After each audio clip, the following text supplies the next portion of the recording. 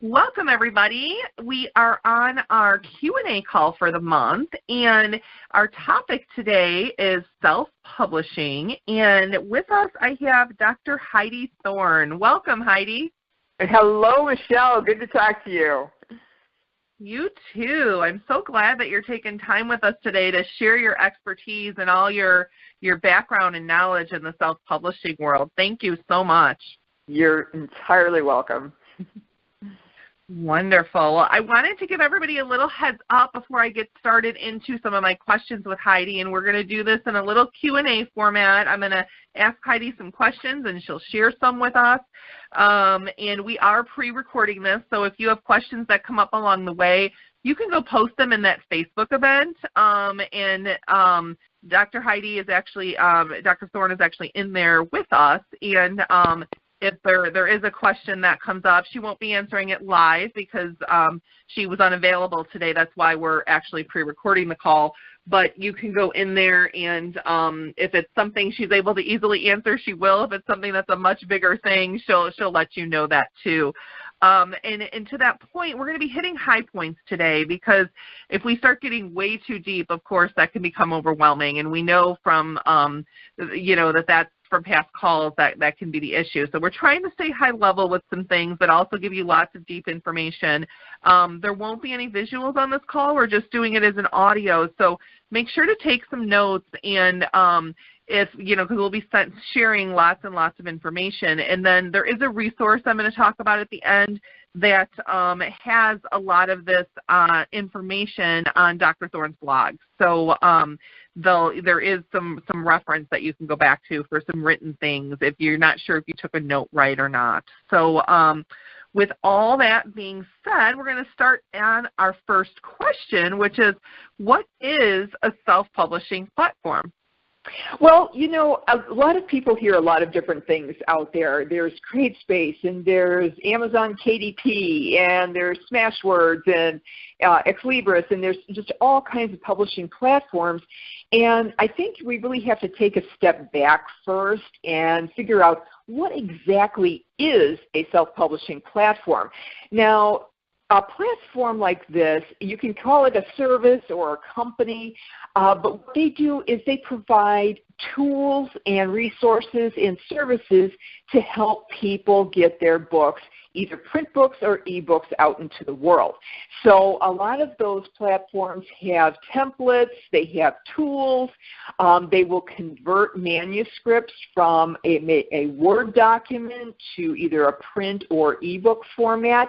Some of the services they do offer, though, are at a fee in addition to whatever else they do for you. So for example, they will offer editing and proofreading services if you don't do them on your own. They may do a book cover design and the interior design and layout. They may also provide you with what's called an ISBN number. Now, an ISBN number stands for International Standard Book Number. It is a long, 10 to 13 digit number that puts your book into the books in print database that bookstores, libraries, and just about everyone in the publishing world refers to. So sometimes they do provide that. So for example, on CreateSpace, they can provide one for free, but if you want one that's called Portable, which you can move to another service in the future, you can pay a little bit of money for that. But a lot of these do offer them for free. These platforms can also provide printing of physical books, and they do that with what's called print on demand. Now, for example, on Amazon's CreateSpace, if I wanted to order one copy of my book, I could. So that is the beauty of print on demand. It doesn't make you purchase hundreds and hundreds of copies of your book that sit in boxes in your garage from here until you move out of your house. So that's a real advantage. The other thing that they do is they offer distribution and marketing services. Now, in my mind, these are some of the key benefits of working with a self-publishing platform as opposed to doing it on your own. And I'll go through what doing it on your own means in a second. But what these platforms do is they can get you into places where your book can be sold. So you're not doing it yourself. For example, if you work with Amazon's CreateSpace or their Kindle Direct Publishing, when you publish your book through their system, they make sure that it gets on Amazon. So that is the world's premier bookseller, and I know I want my books there, so that is a real key advantage. Some of the other platforms can also integrate with Amazon or other booksellers and other book outlets, so you really have to look and see what availability they have in terms of distribution, because that should be one of your key reasons to go with or reject a particular self-publishing service or platform. In terms of marketing services, some of them do offer some basic PR type of services. Some go really far along in the marketing and PR aspects, but I will tell you that those can be very, very expensive. And some of them also, particularly if you use the CreateSpace and Kindle Direct Publishing programs, they take care of the actual sale of books and ebooks to end users, and then you are out of the loop, which is amazing.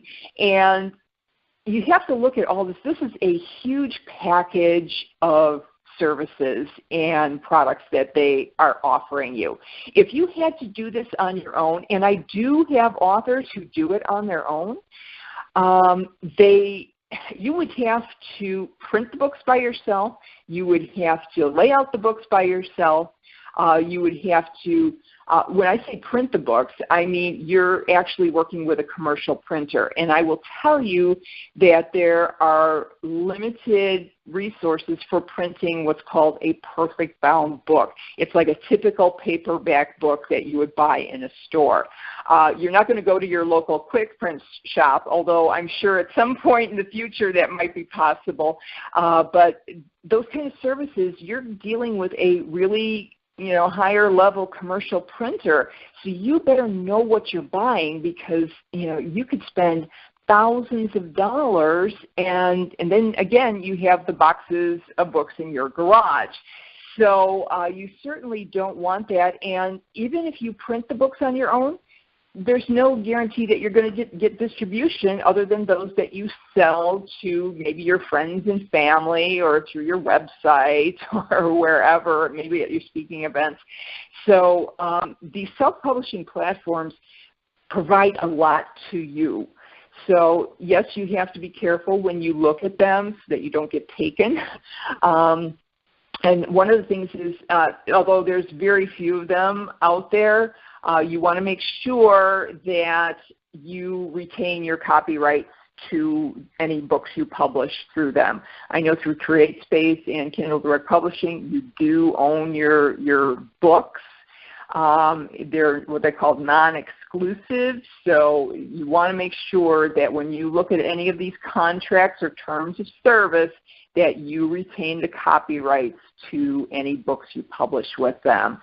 So that's kind of a quick overall view of what a self-publishing platform does, and yes, their services can be a real help to authors.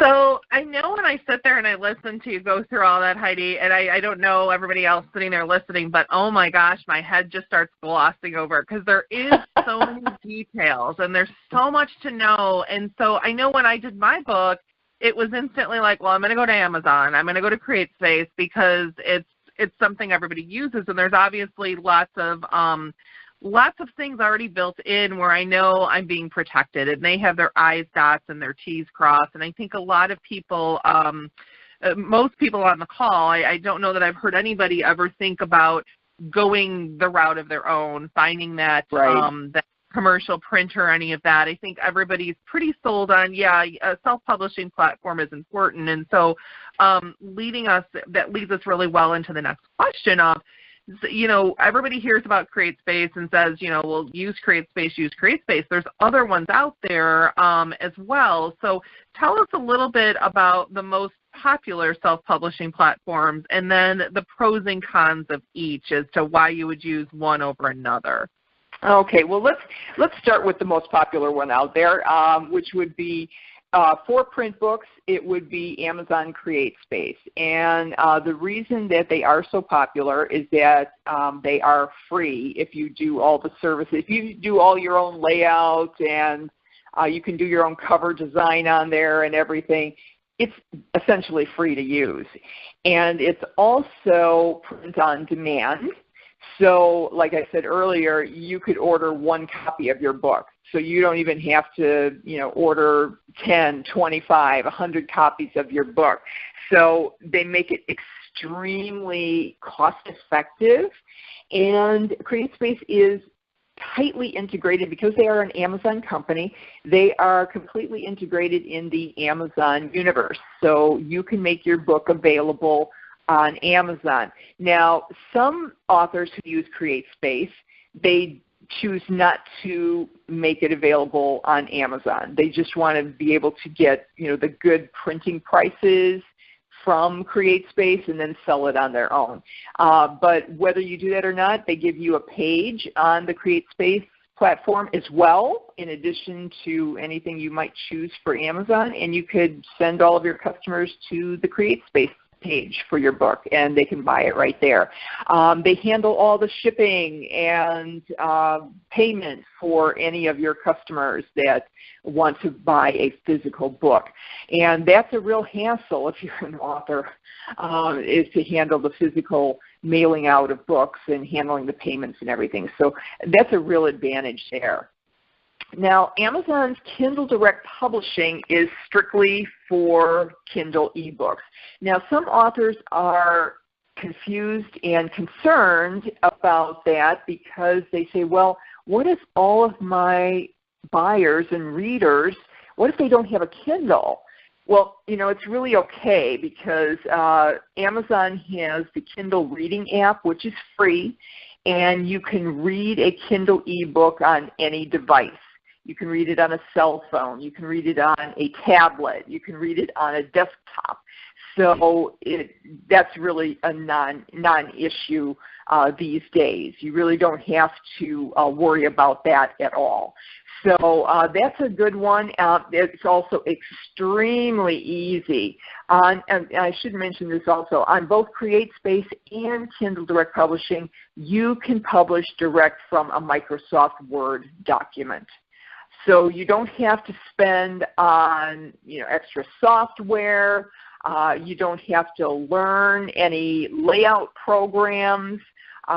So that makes it really, really easy for authors who want to get published quickly and easily. So I found it to be really easy. There are some things you have to be aware of as you get your Microsoft Word document together, and the documentation files on both CreateSpace and Kindle are helpful.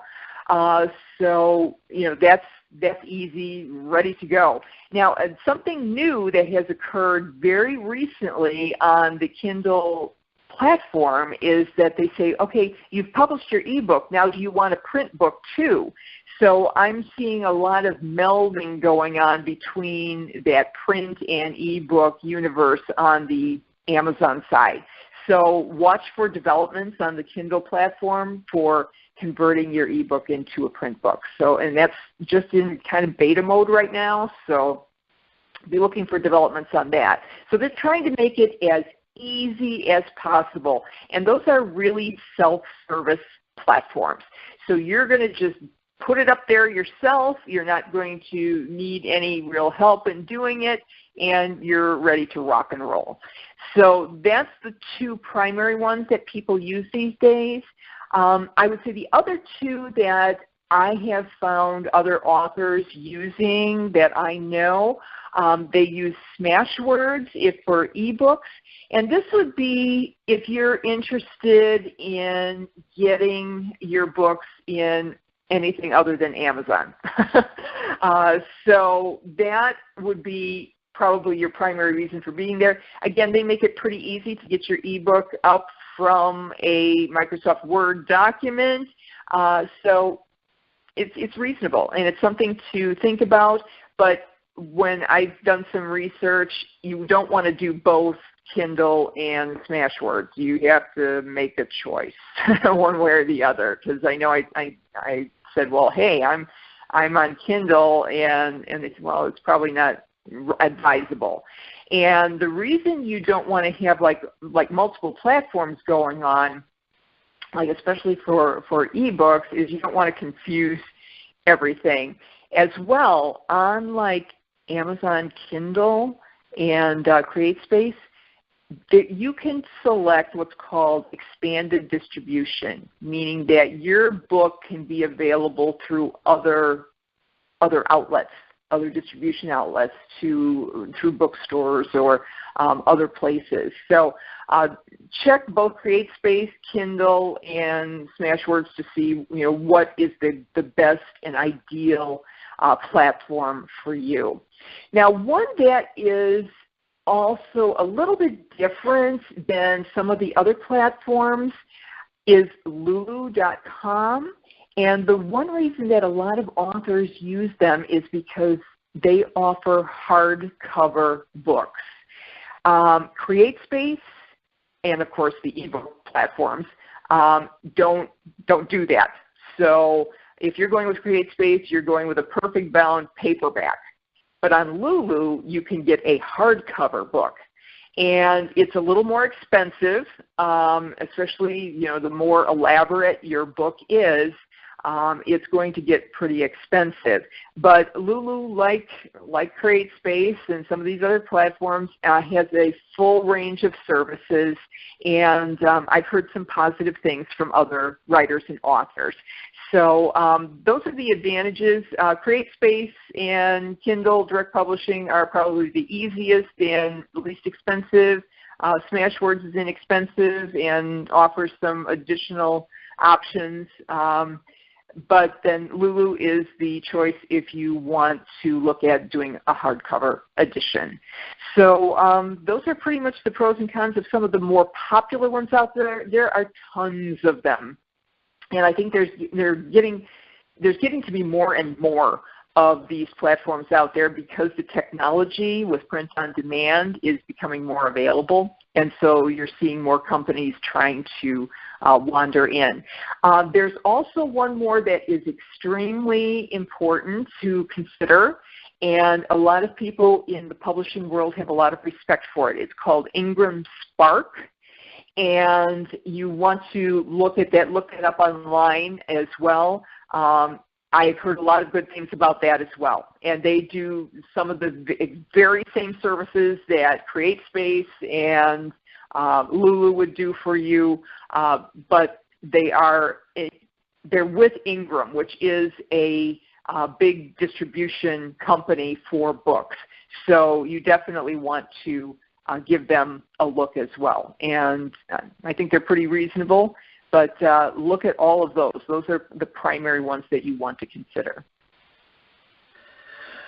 Cool, and I just pulled that up online. I'm looking, the spelling is INGRAMSPARK, Ingram Spark, for anyone looking online. So yeah, and it looks like they do print on demand as well, yep. Heidi? They do. And they have a very good reputation in the publishing world, so they are certainly worth considering as well. So these are the primary ones that I've heard other authors using for ease of use and for the services they do offer. So, but like I said, there's a lot of them out there. So certainly, if you see something that looks intriguing, check them out, but make sure that all of your rights are protected and that it fits in with your budget. Great, great tips. One of the things I know we have a couple people in the group, as well as myself, who are in the process of starting children's books. And so, like, if you're looking to do, it sounds like from what you explained, a children's book that you want to be hardcovered, you would go to the Lulu platform, correct? Probably. That would probably be something you would want to give some serious consideration to. It will be kind of expensive if you're doing it on your own because, there's the covers and all of that. It's usually full color, which usually is more expensive as well. But that would be probably one you'd want to look at first. Simply because, a lot of children's books are hardcover, and it's just for a durability issue. And although some people have used, the perfect bound soft cover books, I know a lot of parents like a hardcover. So I'd certainly look at Lulu first, and then see if that fits your needs, and then do a little research from there. So with and the one thing with the Lulu, and you may have mentioned this, I may have missed it, but does the Lulu also do print on demand? Yes, they do, and you can order as many copies as you need. So yeah, there's on demand source, and I will just double check that, but they are, as far as I know, I have not used them personally. I've only heard very good things from them, about them, from other authors, but they do offer book printing services and some really easy tools to get it done too. So definitely. Yeah, it looks like it. Their website looks pretty cool. As I just pulled that up too. I know one of the people in our group is Stacy Montgomery from Stacy M Design, and she is in the process of working on a children's book, and she's looking at hardcover versus softcover because that's really in alignment with her brand and kind of being that higher end sort of thing for her publishing end. The other couple people that come to mind, I know Karen's working on one, Karen Carlson, for Be Well and Renew, for her eye pillows, to accompany her eye pillows, and I'm actually working on one with the boys for parents who have kids and getting the kids to understand how to be able to work with a parent who runs a business. And for Karen and myself, that hardcover isn't important because it's not necessarily part of our brand. The soft covers are perfectly fine. It makes better sense to do them less expensively. But for Stacy's, it definitely ties in with the brand. So to the soft cover point then, for Karen and myself, is that something that you can do on Ingram Spark and on CreateSpace as well? Yes, you can do color. Yes, you can do color printing on CreateSpace as well. I have had a couple other friends who have done that. It does get more expensive because it's a different kind of paper, and the shipping might be a little bit more and everything too if you order a bunch of copies. But the full color printing, it can get very pricey. Even on CreateSpace, you're going to get, even if you have a black and white book on the inside, your cover will be full color at no extra charge. So it's really, when you're doing a color book on CreateSpace, you're paying extra for the color interior of the book. Right. And it will get pricey.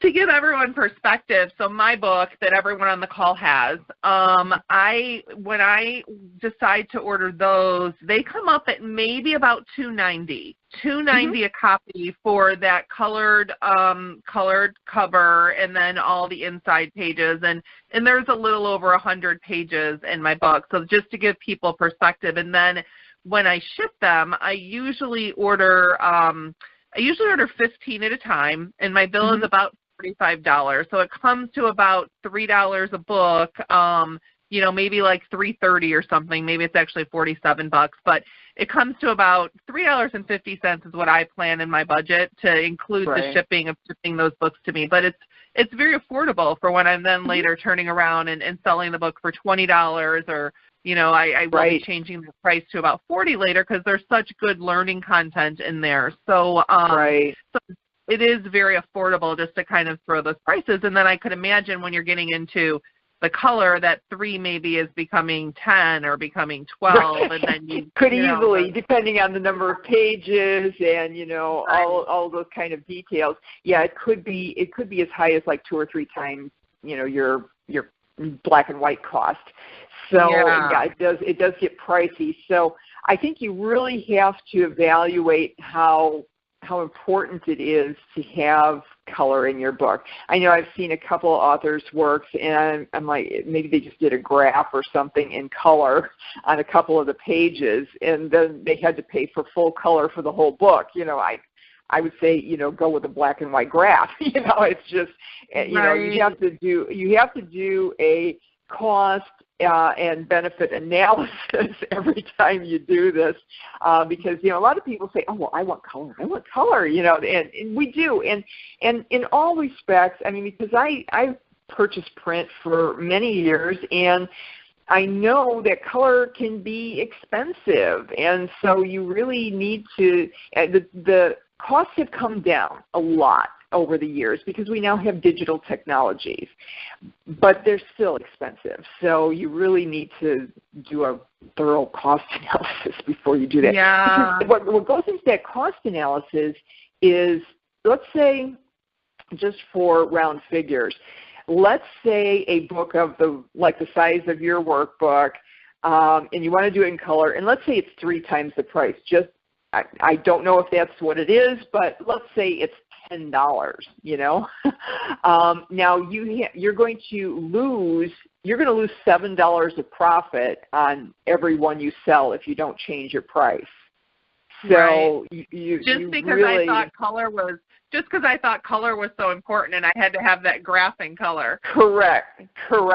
And so that's why you really, I don't really recommend it for things that are completely in text and maybe just have a little graphic of some sort. It just doesn't make sense. And again, it depends on the like we were talking about. It depends on the audience.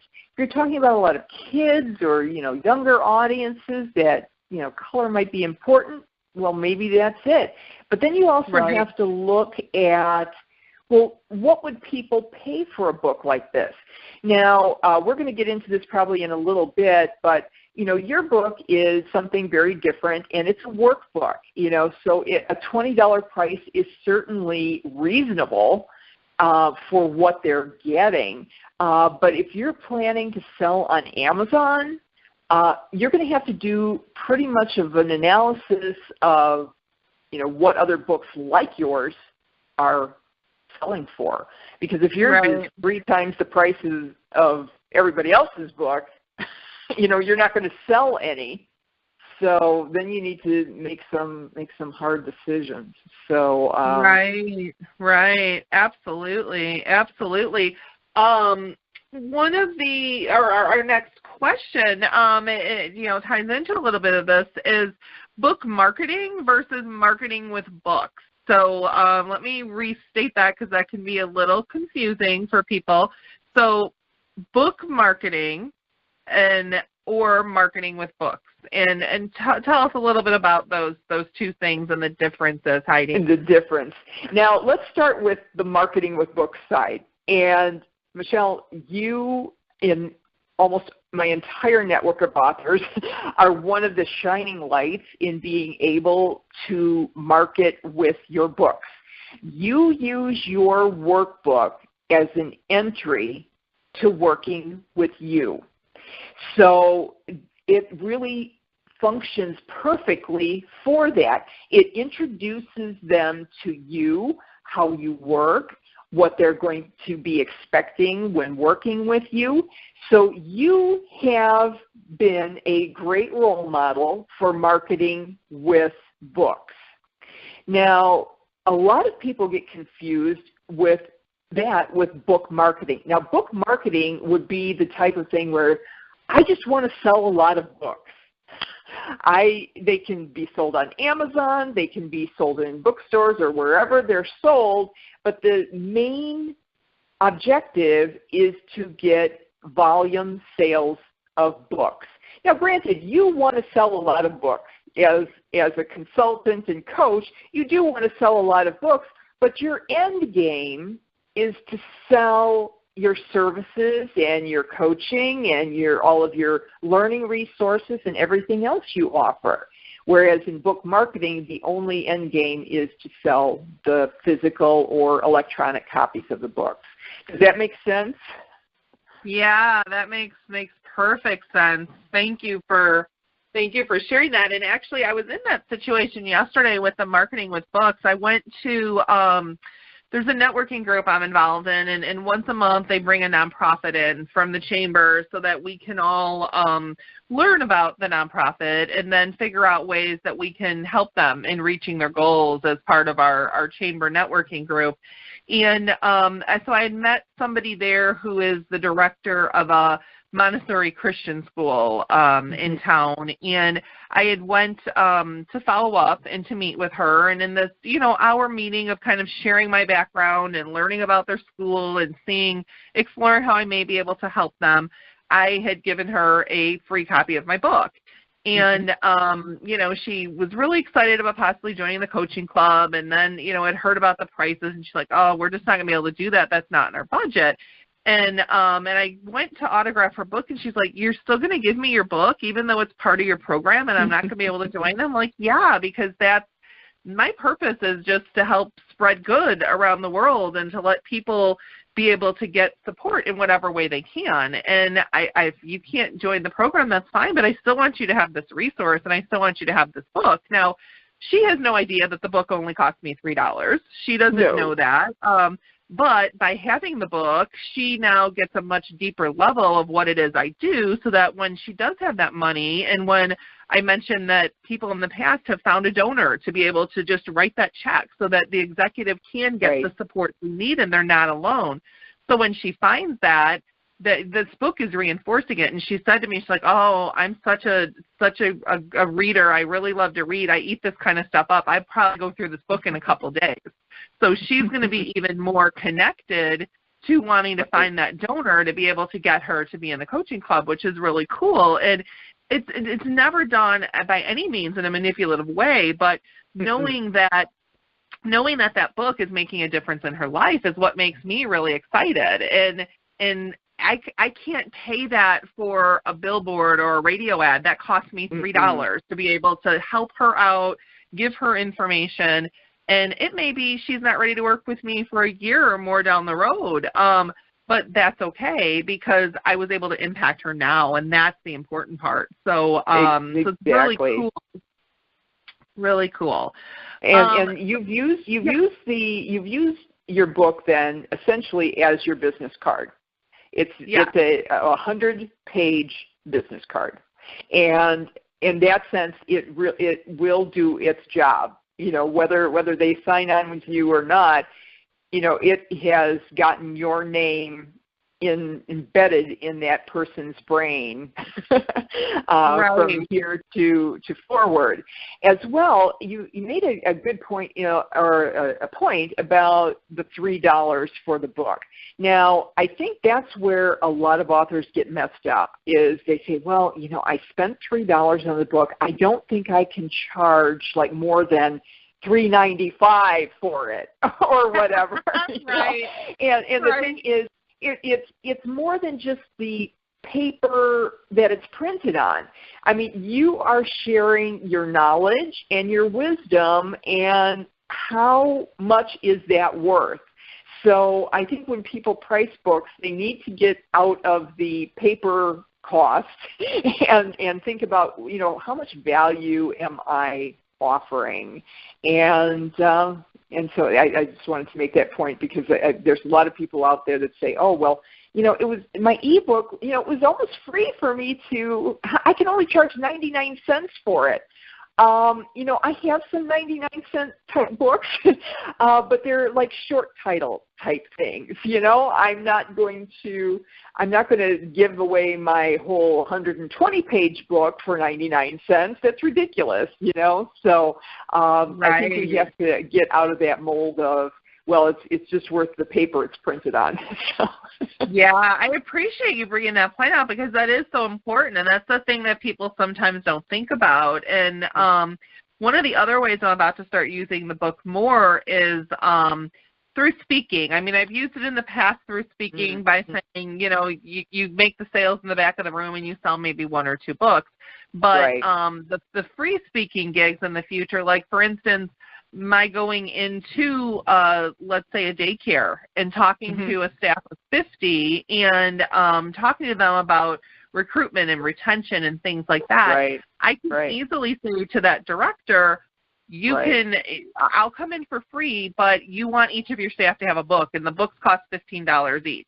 So now I'm spending, they're paying $15 times 50 books, and that's my speaker's fee built in right there, as opposed to saying, well, pay me $250 to speak or pay me $500 to speak or whatever the heck it is. So there's ways to leverage, marketing with your books in that way too.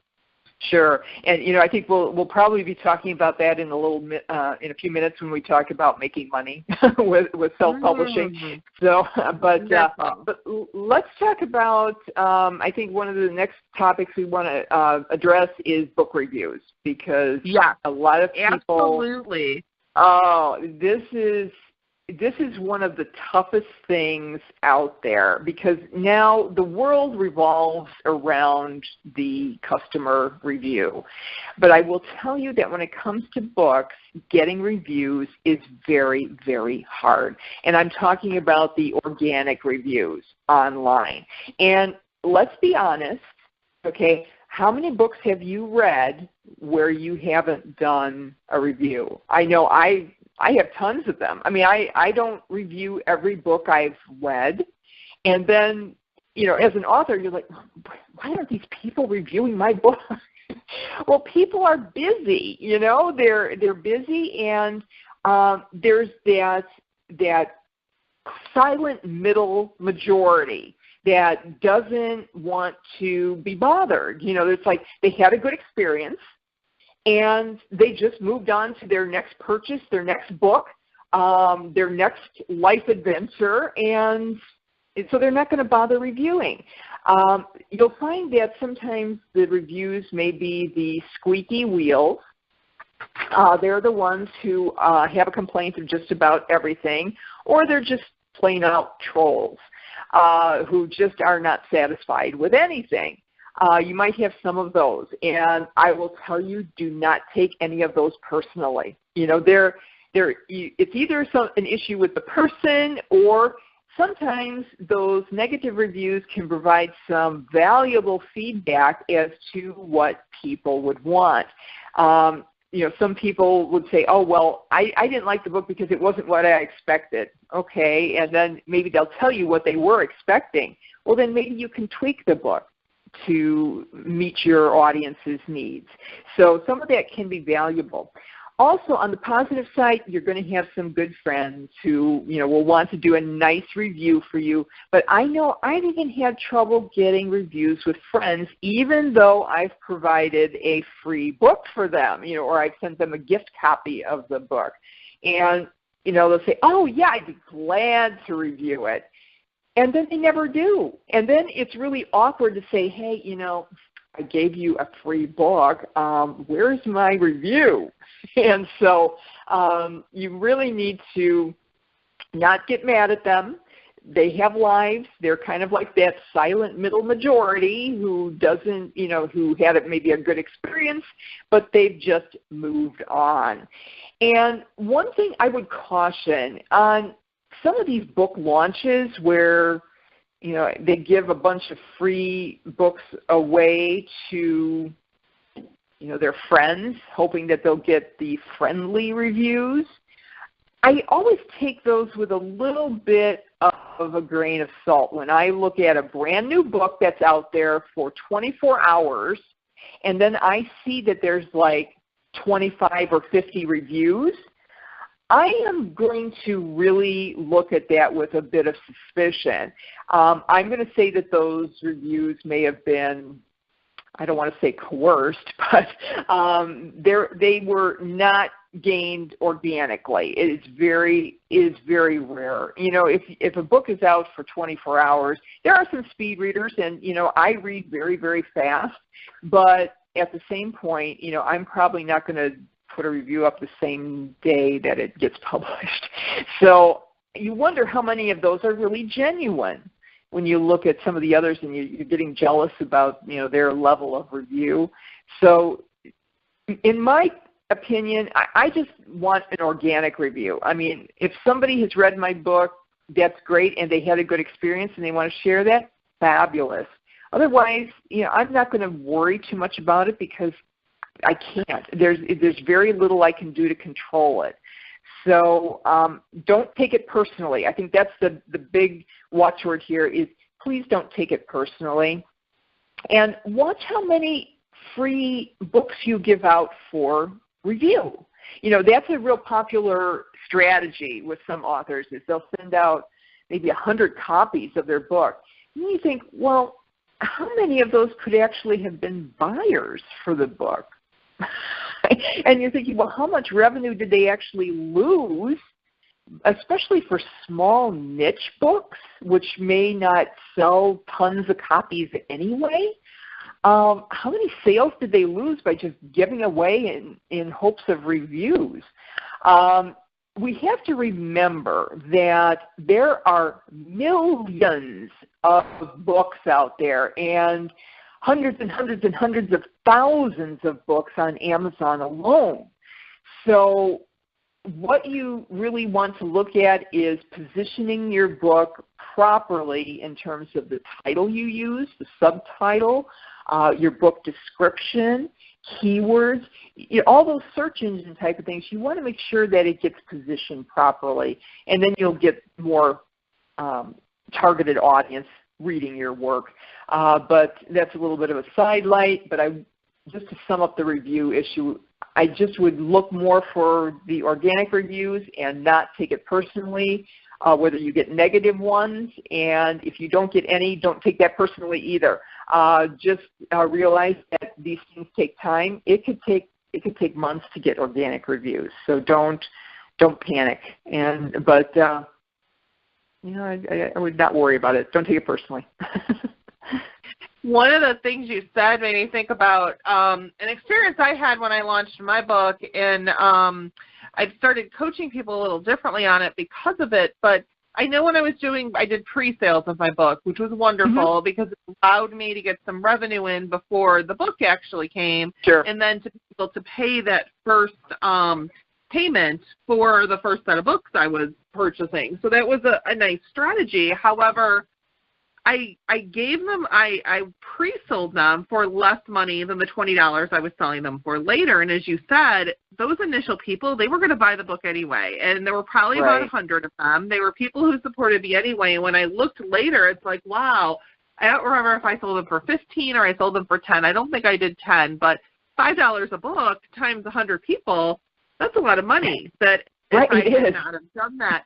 So what I had encouraged, what I've encouraged clients to do after that is to think of what you can do as a value add. Like keep the price the same, but give them something that's, you know, maybe it's a little recording or a little training on it, something that doesn't take you a lot of time, something that can be given to lots of people and is easy for you to do, but they're getting extra value by being part of your pre-sale instead of discounting that price, which is usually the default because those are the people who are going to buy the book anyway, and you're really losing out on some good revenue. So that was a hard lesson for me to learn.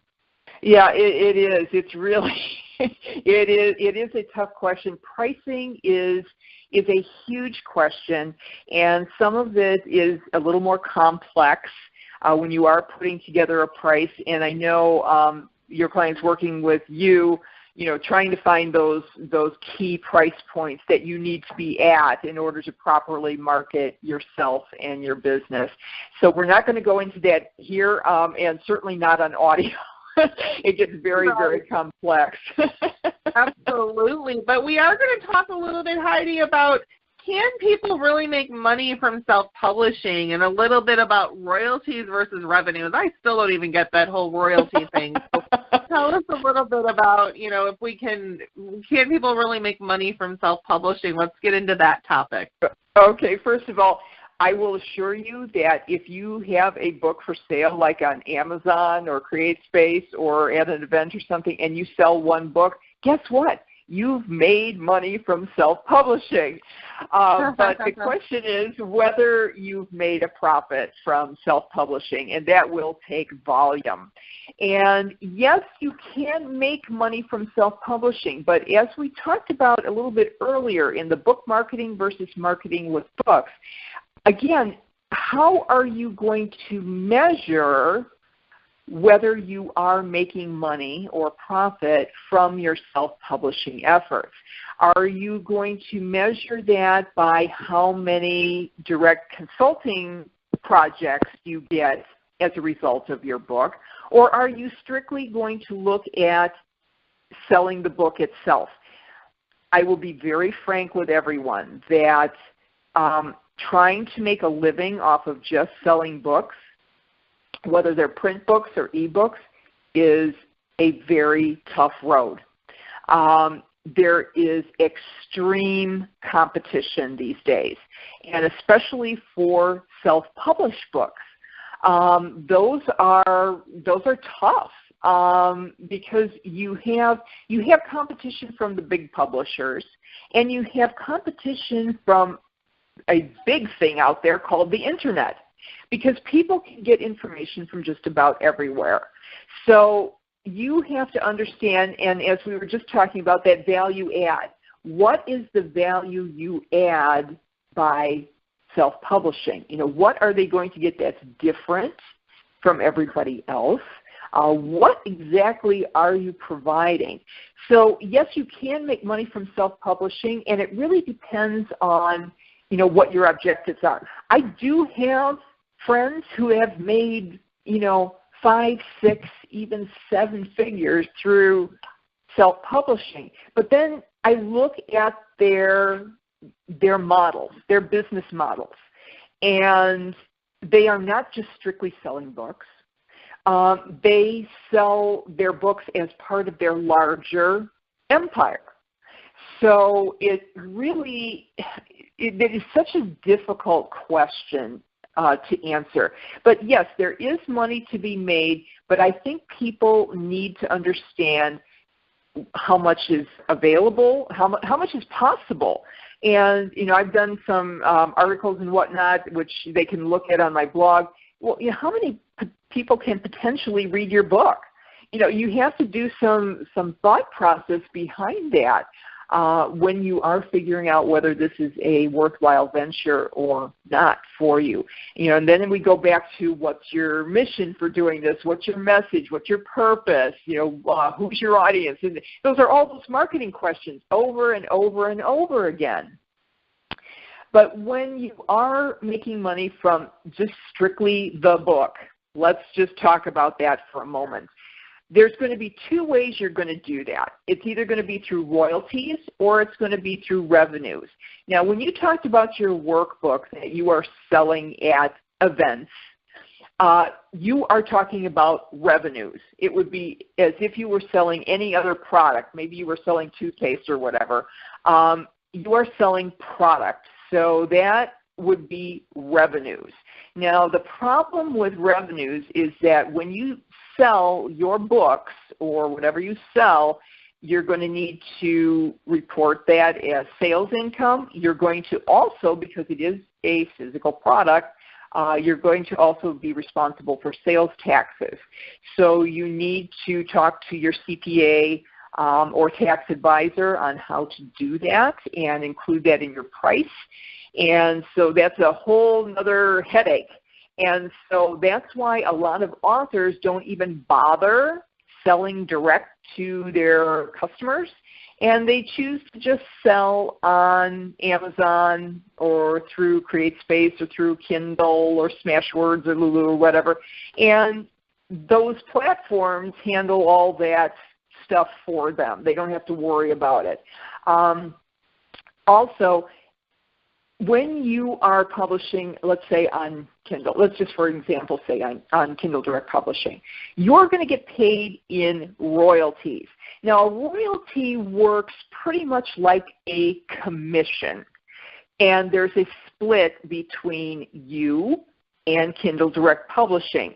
On Kindle, authors make a 35 to 70% commission. There's 2 price points there, and it depends on what the price of your ebook is.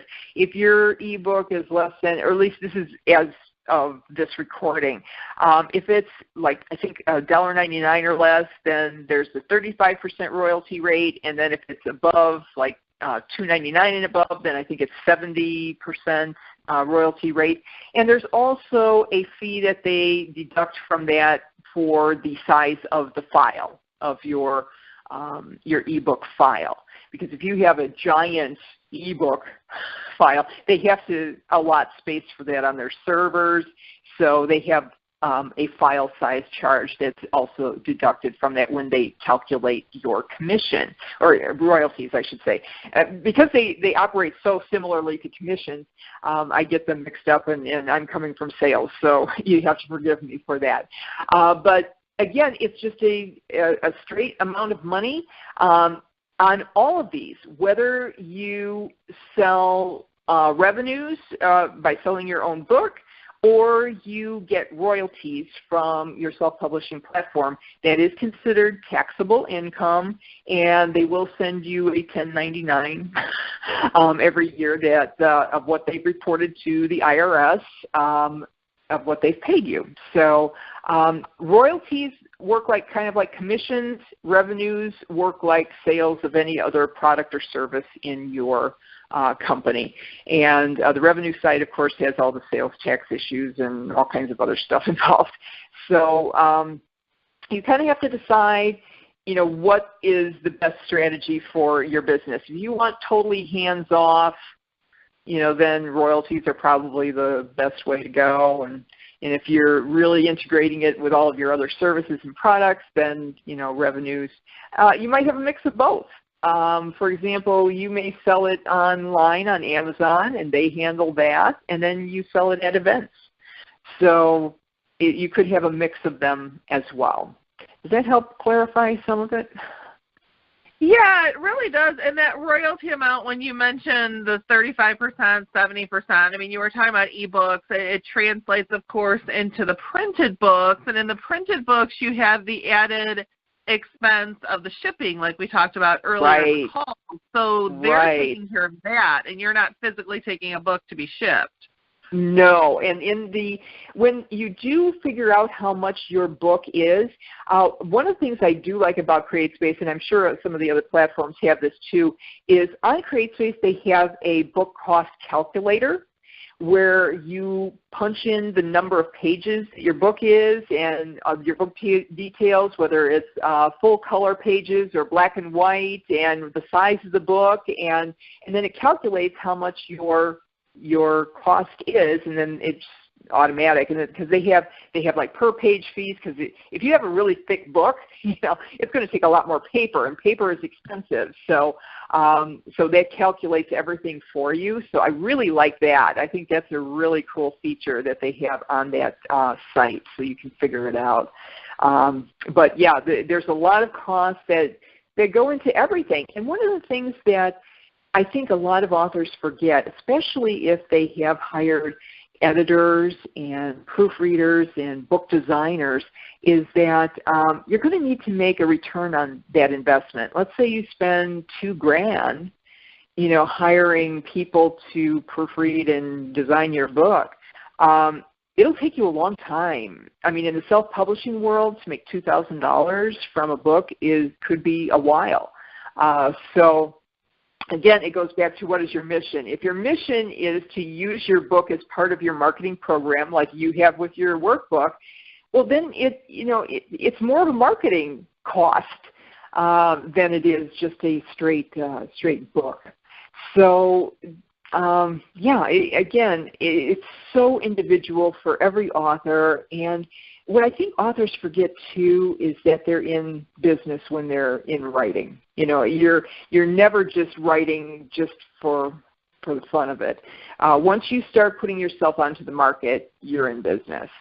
So those are some of my thoughts. Questions that you came up with. One of the, I guess just to kind of put a lot, like kind of give an example for a lot of what you just walked through. Like when I first did my book and put it up there, gosh, I wrote the book over Labor Day weekend. So this October will be 2 years since I've had my book up. And at least the whole first year, maybe year and a half, I chose not to put it on Amazon because I didn't want to deal with the royalties and all of that.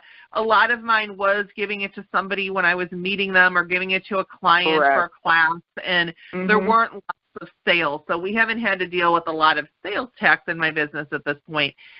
Fast forward to this past January, which is probably about a year and a half time, a lot of the focus now in my business is on starting to create passive revenue. And as we're wanting to push the book more, I realized a couple times that I did want to get the book to somebody and I had to take it to the post office. So I mentioned the $3 before. Now I'm going to the post office. I'm taking time to do that. It's costing maybe $6 to ship it. So now I'm at $9 for a book. So now I'm like, well, if I just make it available on Amazon, which I then went and did, somebody can just get it there themselves. Now I can't autograph it, but that's okay.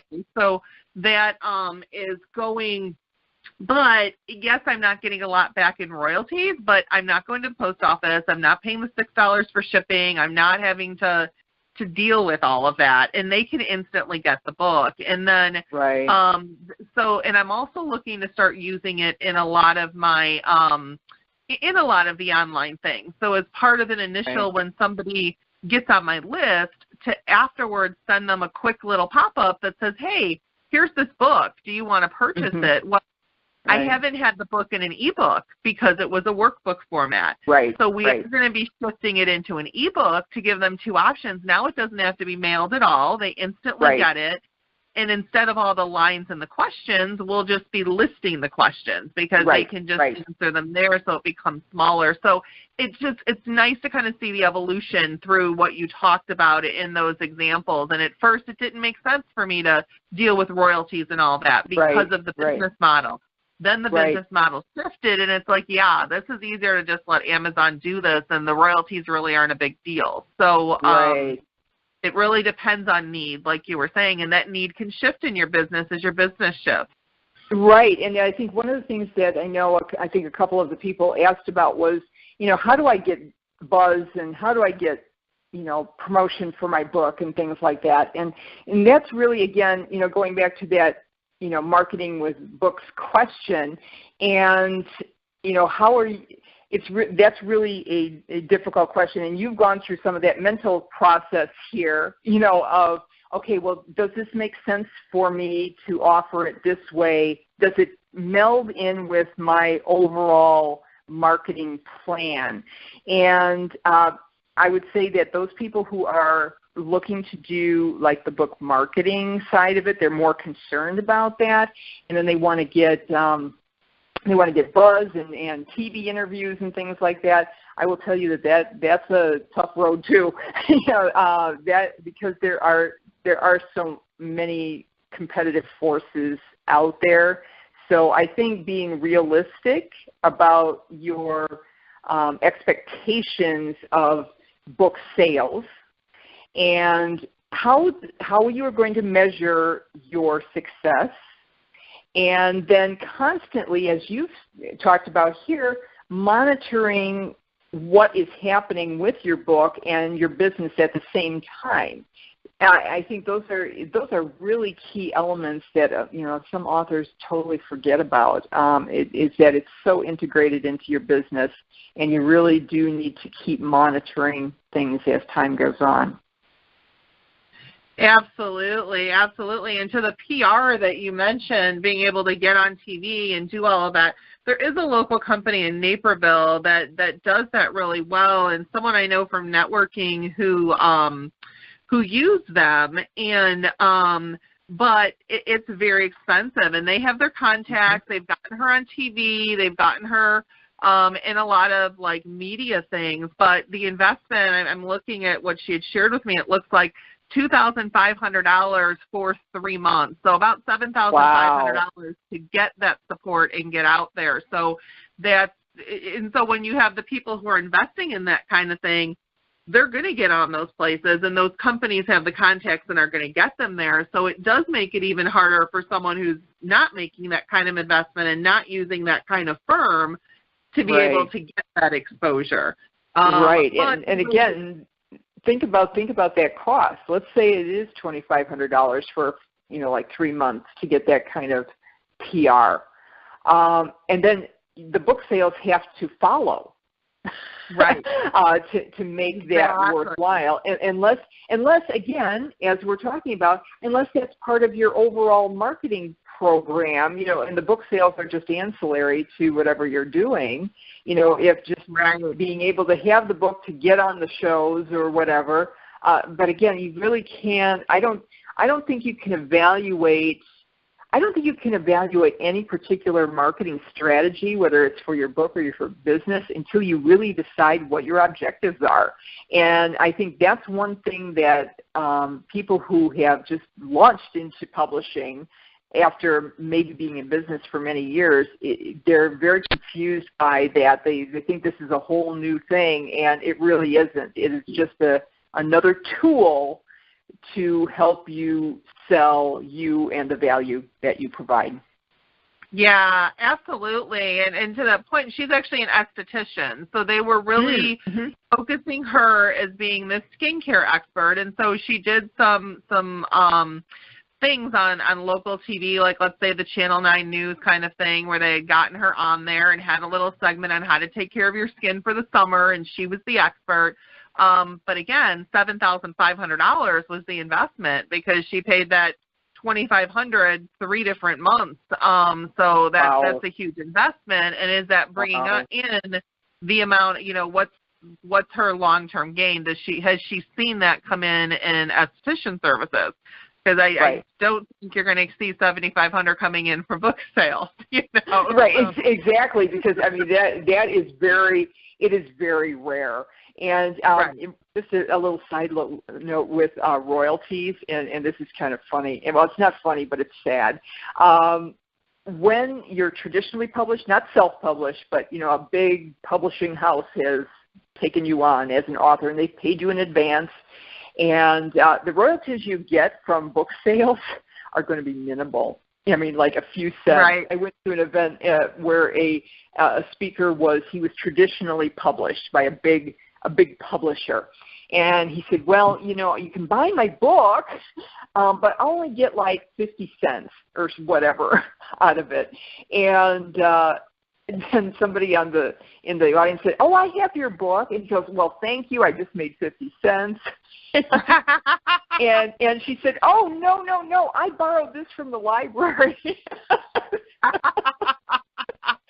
So if you're getting into publishing to make money, I'm going to tell you that's a long, hard road, and you have to really, really understand the business and have a lot of connections and whatnot. So I think the better strategy, especially for small business, is the marketing with books scenario, where you're using that as a tool to get people to know you, to trust you, and to find out more about you before they book with you.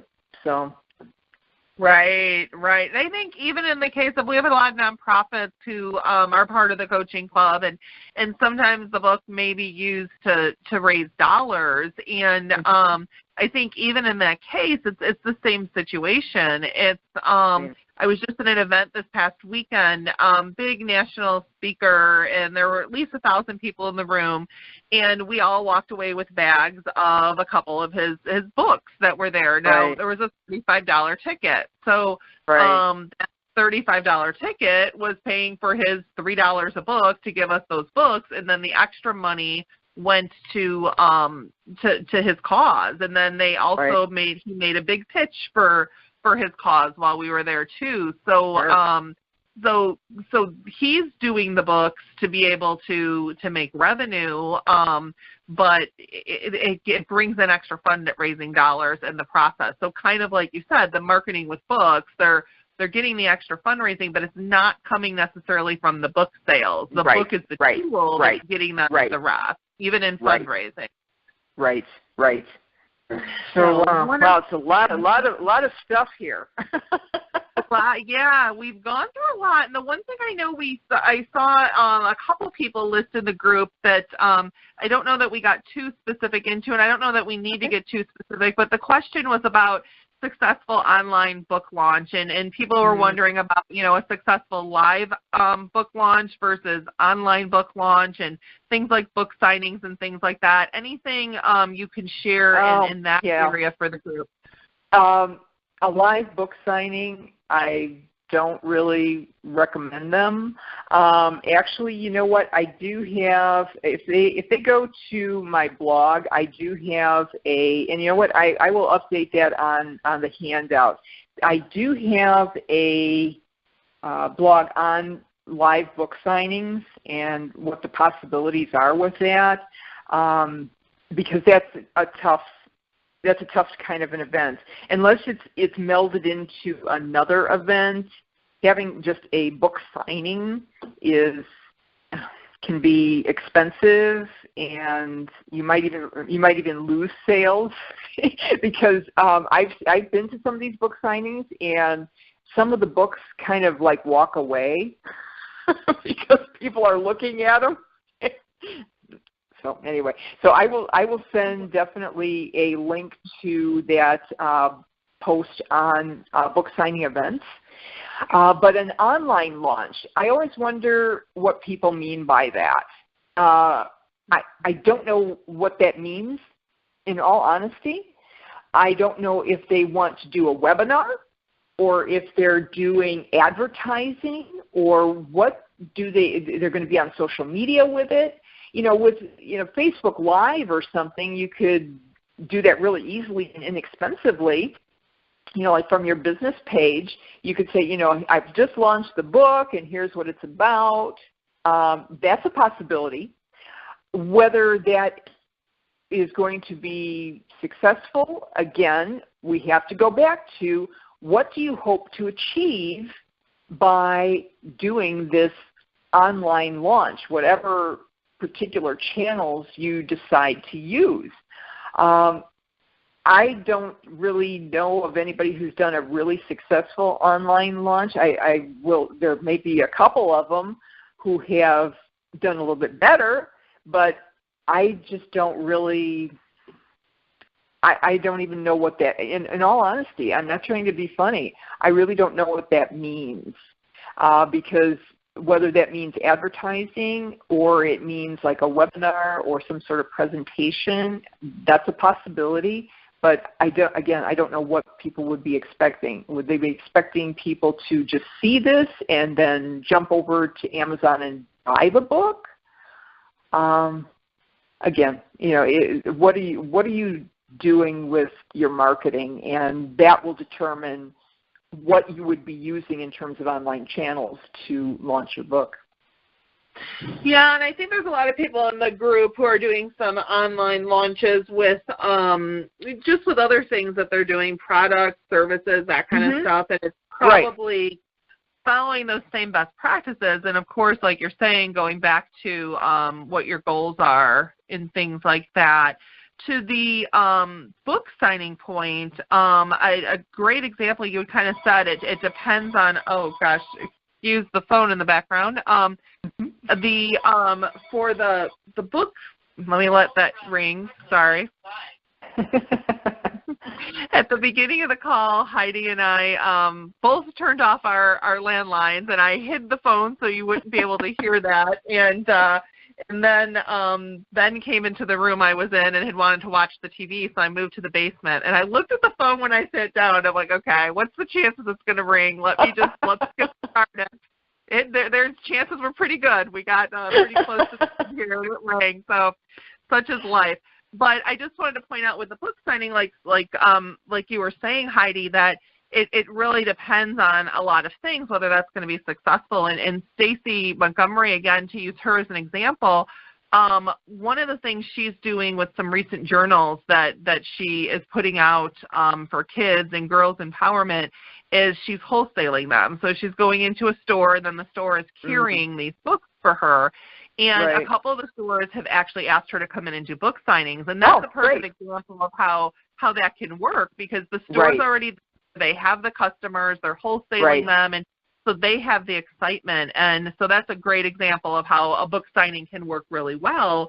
But then I've also had clients in the past who have done, come on out and I'll sign the book. And it's more, I think in those situations, I think Karen and Tina in the group have both done that with their books. And they were great celebratory events, like being able to celebrate with their family and their friends. Yes, I finally did this, and I have my first book, and come out and celebrate with me. And so it was more the celebration. Yes, some books got sold in the process, but the number really low. So again, it goes back to, what's your goal? I don't think either of their goals were, let me sell tons of books. It was, let's celebrate with people, and in the process I'll get some books sold, and that'll be good. And they enjoyed the events, and it was great. So yeah, it's really, like you said, looking at the goals and what you're looking to accomplish. But so great. So thank you for speaking on those. And the one last question, it wasn't in the group, and it's something I've thought of as you've been talking a lot, that I want to ask and see if you have any thoughts on really quick. It's about ebooks. You've mentioned ebooks a lot as we've been going through, and I know a lot of my clients as well as myself, we have content that we've been giving out to people. And so you have content, and it's sitting there, and some of it you start giving as free content. And how do you know, when do you know, like, this is a twofold question. So when do you know that this is a good thing that would be good for an ebook as opposed to just a resource you're handing out? And then the second part of the question is, what's the easiest way to pull that book together? Is it simply a Word doc? Or like I had a client who was doing a free offer as a handout, and it was a white paper, for lack of a better word. And I'm like, oh, that would look so much better in a cute little ebook. So I went into Canva, and they had an ebook template, and I was able to like kind of change some of the fonts so they were bigger and smaller, and there were some visuals in there. And when all was said and done, it was much better looking than your typical Word document that would be an ebook. As well as I know sometimes, designers on Fiverr or something like that can take it and put it into an ebook for you. So I guess that's the two-part question. Like, when do you know that, yes, this would be a good thing to be an ebook as opposed to just a resource? And then what's the easiest way to do it? Okay, well, when do you know if it's an okay time? Well, you know what? I would say again, we keep going back to the same question. What do you hope to accomplish by, because all of us have probably an archive of materials that we've created over the years. How do you know when it's ready to be an ebook? Again, it depends on what do you want to accomplish with the ebook. What do you hope to achieve with that? And besides book sales, I mean, I think we have to get out of that mindset for the moment. What do you hope to achieve by selling this ebook?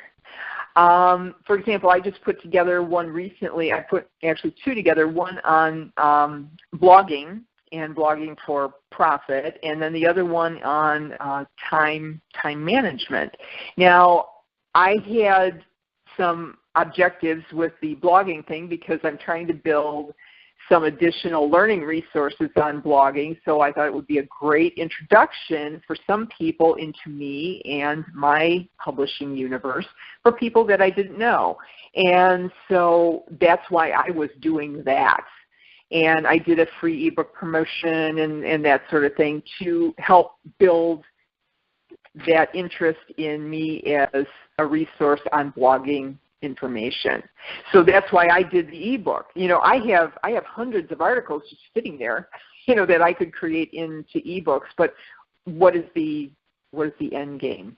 And so usually when I do an ebook, it's because I have something else in the hopper mentally that I want to introduce people to me in a way. So I don't think there's like a certain point where you say, oh, okay, I have 5 blog posts and they're all on the same subject. I guess I got an ebook. That doesn't really, I mean, you can do that all day long. There is absolutely no barriers to you doing that. But again, why do you want to do it?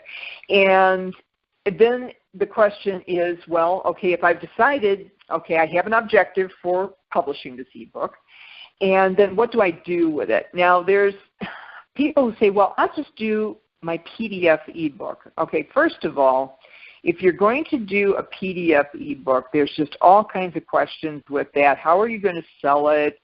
How are you going? And usually Kindle, like, and some of those platforms do not take PDFs. So you're better off just doing the Word document, and it doesn't have to look super pretty, especially if you're going with Kindle. It has to be readable, and it has to flow correctly, but in terms of the look of an ebook, it doesn't matter. And here's why. Because when you're looking at a book, like say a Kindle book, it is multi-platform. It's the same issue with websites these days. They have to be responsive. So when you have this Word document that you upload to Kindle Direct Publishing, it has to flow and look good on an iPhone, on an iPad, on a Kindle device, and on a PC. So it's constantly moving the text to fit the device. So it's not going to really matter how pretty it is. It's going to matter whether it looks good on the device.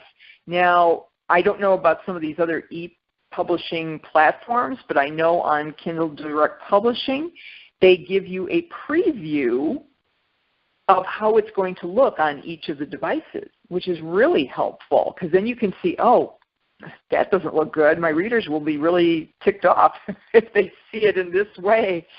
So I would suggest, just leaving the Word document, especially if you're going with a Kindle option.